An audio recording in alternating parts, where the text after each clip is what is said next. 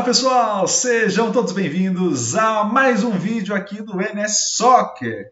Pessoal, metade da minha cara tá escura, eu sei, mas é porque a segunda tela tá já com um vídeo que a gente vai assistir juntos agora, tá? E é um vídeo um pouquinho mais escuro também, então a iluminação dá um pouquinho prejudicada, mas o vídeo vai ser muito legal, prometo.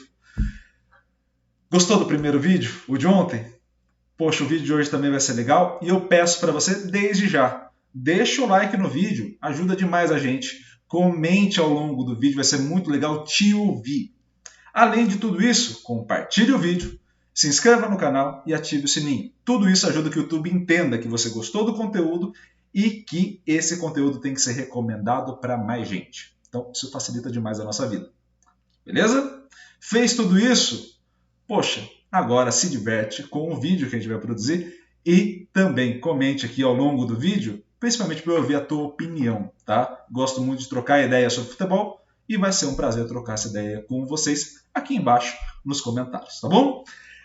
Pessoal, no primeiro vídeo a gente conversou sobre a fala do Cafu dentro do Podpah, então pegamos a imagem ali do Podpah no caso, e mostramos para vocês a fala do Cafu relacionado diretamente a essa visão que a gente tem do Guardiola e da influência do Guardiola no futebol brasileiro. Mostramos também uma fala do próprio Guardiola na ESPN. Essa fala do Guardiola vai caracterizar a forma como ele vê, pelo menos de forma resumida, o jogo e o futebol de maneira geral. E agora, o que nos resta? Entender um pouco da escola que está por detrás das ideias do Guardiola, que é o Barcelona, né? A escola presente na La Masia.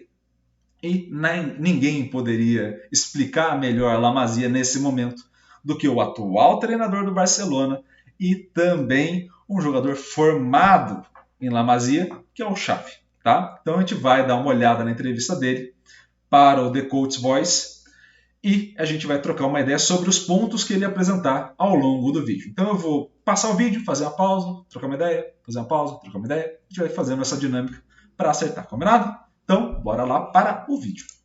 ¿Qué hubiera pasado si me hubiera quedado de 4 o de 6? Pues bueno, hubiera seguido con mi fútbol.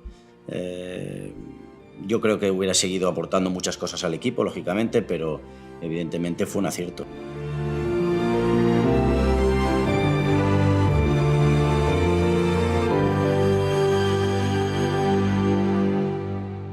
Bueno, vamos a hablar un poco de la evolución de jugador, de mi posición cuando era jugador en el Barça. Yo empecé jugando tanto en el fútbol base como incluso en el primer equipo en la típica posición de 4, ¿no? Digamos, para que lo entienda un poco la gente, del Sergio Busquets de hoy en día, ¿no? Entonces yo tenía portero y una línea de 4 atrás, donde yo era este jugador, el clásico Guardiola, con los extremos aquí.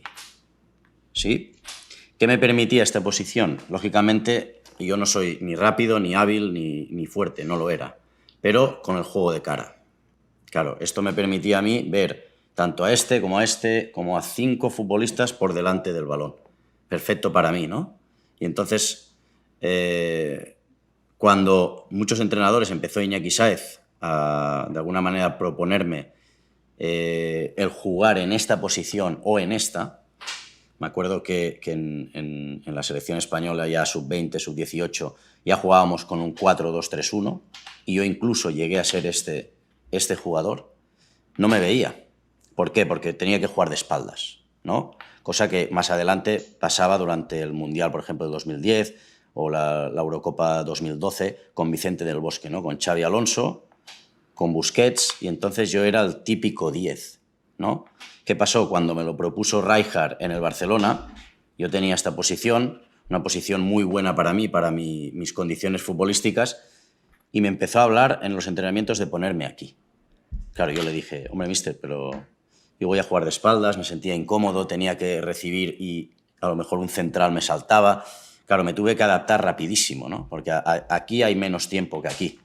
Y aquí hay menos tiempo que aquí. Entonces, bueno, pues empecé a ver esa posición, ya la había un poco, de alguna manera, practicado en la selección con Iñaki Sáez, con diferentes tipos de entrenador. ¿Qué pasó? Claro, mi juego evolucionó en cuanto a importancia en el juego, ¿no? Desde aquí es mucho más difícil hacer un pase de gol.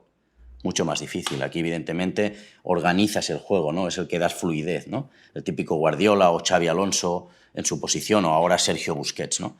Pero a mí se me exigía desde esta posición hacer pases de gol, ser determinante en esta posición. Muy difícil ser determinante en esta posición o ser, de alguna manera, decisivo. Es muy difícil, ¿no?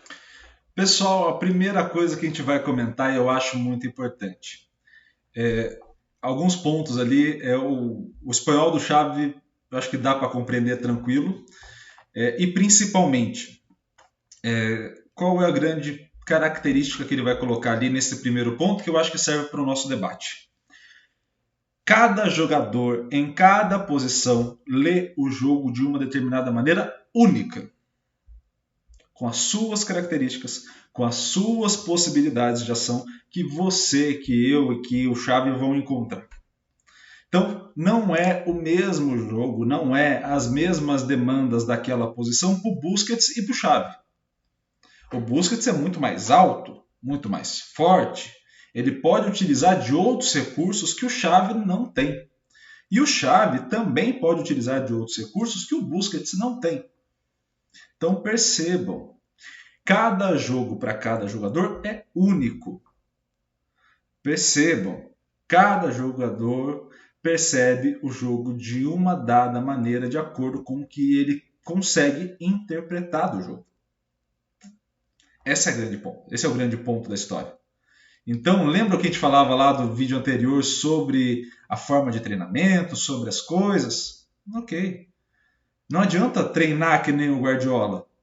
Replicar o treinamento dele, fazer um Ctrl-C, Ctrl-V no livro de treinamentos ou 150 jogos que ele aplica. Não é isso. É entender a sua equipe e entender o que cada jogador de maneira única te exige. Isso demanda trabalho, isso é muito difícil. Não adianta propor um currículo de formação geral para todo mundo sem ter espaço dentro dele para individualidade. Sem ter espaço para entender o que aquele grupo específico com aqueles jogadores de forma específica pode progredir. No caso do Xavi, houveram treinadores que tiveram uma leitura muito boa sobre essa mudança de posição. O jogar de 4 é o famoso volante, tá? É o que a gente chamaria do Busquets, o próprio Casemiro joga assim, né? Da seleção brasileira, do Real Madrid, e joga nessa posição ali, tá? Ele passa a jogar o que a gente chama de 6. Esses números são por causa dos números geralmente utilizados no Barcelona, tá? Barcelona é Espanha. Ele joga de 6 ou de 8, né? Dependendo da numeração, que são os dois meias centrais mais à frente, tá? E quando ele jogava com 2 volantes, ele jogava como se fosse o famoso camisa 10, né? Na seleção da Espanha, ele passa a jogar de 10, com 2 volantes e 2 meias abertos pela ponta. Geralmente o Davi Silva e o Iniesta. Então, assim, você imagina que esses jogadores depois vêm jogar por dentro. Nessas funções, então, eram jogadores de características próximas, mas que essa variação permitia um posicionamento melhor para todo mundo. Tudo isso depende da forma que o jogador se entende. Perceba que o Xavi tem uma leitura sobre si. Então, da forma como o jogador se entende, depende também da forma como ele lê a equipe como um todo, como ele se sente confortável com a equipe, e também como ele vai adequar a esse desafio que ele vai ter a sua capacidade de tomar decisão. Tudo isso é importante, beleza? Então vamos voltar para o vídeo. Entonces, ¿qué pasó? ¿Qué cambió en mi juego, ¿no? Por el año 2003, 2002, 2003 en el Barcelona. Rijkaard me puso en esta posición, mi juego cambió totalmente a decisivo. ¿Por qué? Porque en cuanto recibía aquí, yo levantaba cabeza, miraba antes de recibir, yo recibía solo, y aquí tenía a Eto'o, aquí tenía a Ronaldinho, aquí tenía a Juli, más tarde Henry, Ibrahimovic, el Guaje Villa, Pedro, y entonces ya era yo el que daba el último pase, ¿no? Entonces esa es la gran diferencia de una posición a la otra, ¿no? Mucha gente dice, Xavi explotó en el 2005, 2006. No, no es que explotara. Yo era el mismo jugador aquí que aquí, pero es totalmente diferente jugar en una posición que en otra. Y aquí, lógicamente, puedes ser más decisivo. Estás más cerca del área, más cerca del último pase, más cerca donde pasan cosas en el fútbol, ¿no? Incluso pasé a ser más goleador. Lógicamente, aquí a lo mejor terminaba temporadas con 2-3 goles y aquí las acababa con 8-10, ¿no? Entonces, mi juego cambió totalmente. Me tuve que adaptar, lógicamente, porque no es mi fuerte driblar, no es mi fuerte llegar al área, pero yo creo que me adapté como pude, ¿no? Y al final ya estuve mucho más cómodo en la posición de interior, incluso media punta, que en la del número 6.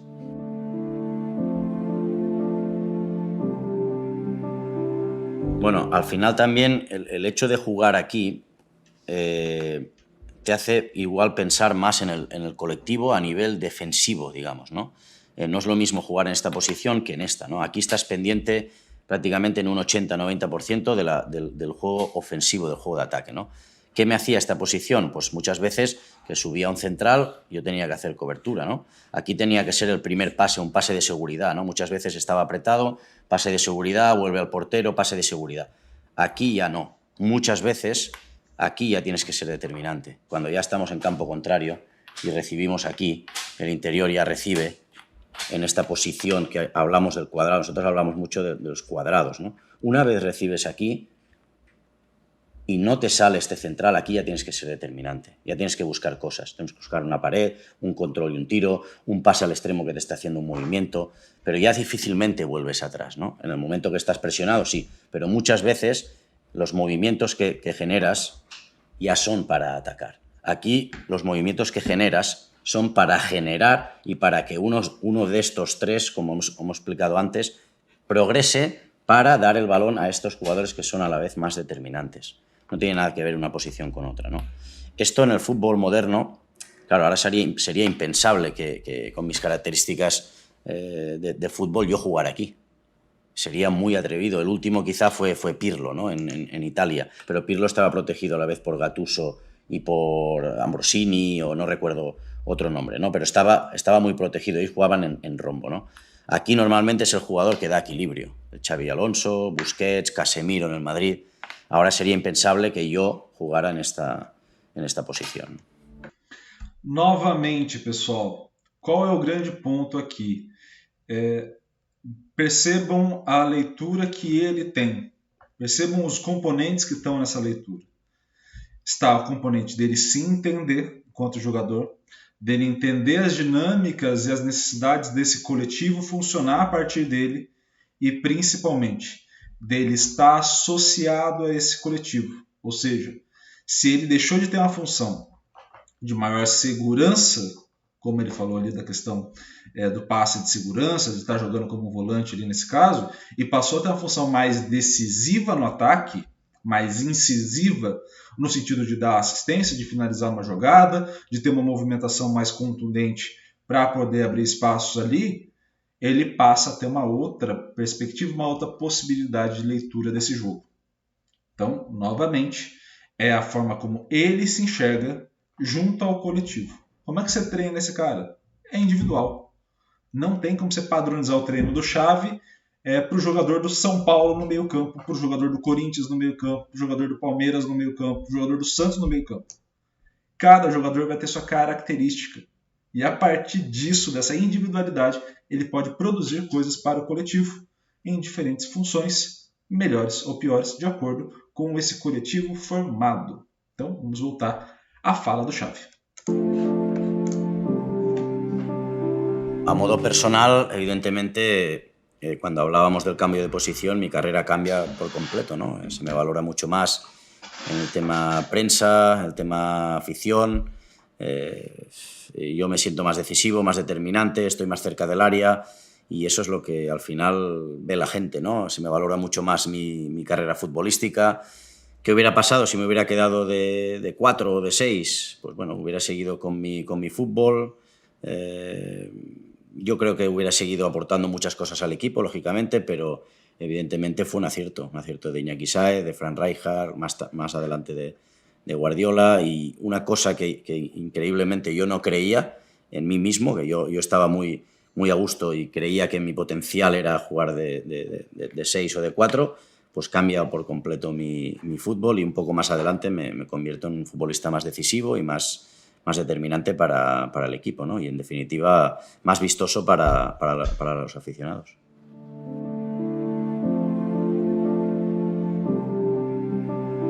Diría que es el ADN Barça, es decir, yo voy escuchando terceros hombres desde que tengo 11, 12, 13 años en el Barça. El tercer hombre, de alguna manera, para que lo entienda la gente, es balón que tiene número 6. Ya hemos superado la primera línea de presión, ¿no? Y es uno de estos dos el que salta a presionar a número 6. ¿Sí? Entonces, yo no puedo contactar con este hombre. ¿Sí? Este se va a convertir en el tercer hombre. ¿De acuerdo? ¿Por qué? Porque vamos a utilizar a un segundo hombre para jugar con el tercero. Y así constantemente. Hoy en día es clave, porque muchas veces saltan la segunda línea de presión, la primera ya la hemos superado, balón aquí, salta la primera línea de presión, este hombre no puede contactar directamente con este. Que al final es el objetivo, atacar cuadrados, jugar a cuadrados para atacar línea defensiva, ¿no? ¿Qué utilizo? Utilizo el número 9 para ser este chico el tercer hombre. Y así constantemente. Desde central, imagínate que no puedo contactar con número 6 porque está presionado, es balón al segundo hombre para tercer hombre. Y entonces ya el fútbol lo tienes de cara. Cambia completamente. El tercer hombre es una solución valiosísima para saltar líneas de presión. Me presiona estoy jugando a segunda línea para buscar al tercer hombre que no he podido contactar directamente porque me han saltado y me han cerrado la línea de pase. Entonces la solución es jugar con 9 o jugar con interior para dejar pivote o jugar extremo para jugar interior. Tercer hombre constantemente, ¿no? Muchas veces ahora añadimos hasta cuarto hombre, ¿no? Muchos automatismos de que jugamos con tercer hombre. Imagínate que hacemos pase desde central o desde número 6, hacemos pase a 9 para jugar al tercer hombre y este sería el cuarto hombre, ¿no? Imagínate, este lateral está mirando el juego y no se da cuenta de este movimiento, ¿no? Un automatismo de cuando jugamos con tercer hombre, ya jugamos con el cuarto hombre, que es el que ataca espacio, ¿no? Y así es muy difícil de defender, porque a un toque este pase supera líneas y rompe completamente a la última línea defensiva. Para mí muy valioso, tercer hombre, cuarto hombre, todo tipo de automatismos y que el futbolista entienda que es una de las soluciones jugar segunda línea para tercer hombre es fundamental hoy en día para superar líneas de pressão e linhas defensivas. E nesse ponto, pessoal, eu acho que fica muito claro algumas coisas. Primeiro, não vamos confundir as coisas. Quando você tem uma estratégia, quando você tem possibilidades de ação pensadas, como ali o Xavi colocou, do terceiro homem, do quarto homem, você não está padronizando. Você faz esses movimentos de acordo com a demanda. Aquilo é uma forma de ser didático com o jogo e com a forma de transmitir o que se quer, o que se imaginou. Então, quando ele fala da questão da utilização, é um recurso que você está passando. Como esse jogador vai fazer esse recurso que você está passando, essa ideia que você está demonstrando? De uma forma muito única. Essa forma vai acontecer. Se você assistiu jogos do Barcelona, o próprio jogo do Manchester City, do Bayern de Munique, do Guardiola, isso vai acontecer. O grande ponto é, toda vez que for acontecer, ocorre de maneira única. E a capacidade do jogador não é dar a bola no centroavante para ele fazer a parede. É identificar qual é a melhor opção para fazer e encontrar esse terceiro homem. É identificar qual a melhor opção para encontrar esse quarto homem. E isso vai ser daquela circunstância, naquele momento. Você pode auxiliar, dar uma base, dar uma estrutura, mas não necessariamente aquilo vai ser padrão, como ele colocou ali. A gente faz um desenho, uma configuração inicial ali, mas é óbvio, isso vai mudar ao longo do jogo e o que eu preciso é facilitar o papel do jogador para que ele seja autônomo e tome a decisão. Óbvio, dentro do contexto que favoreça a equipe também, não só ele. Mas nesse cenário eu estou auxiliando o jogador na decisão. Eu não estou limitando a decisão do jogador para aquilo que eu, enquanto treinador, passo a querer. são dois conceitos diferentes. Combinado? Pessoal, essa foi a fala do Xavi. A gente encerra assim esse especial desvendando se o Pep Guardiola está prejudicando o futebol brasileiro. E na verdade, obviamente, é uma leitura um pouco equivocada que a gente faz sobre ele que acaba prejudicando.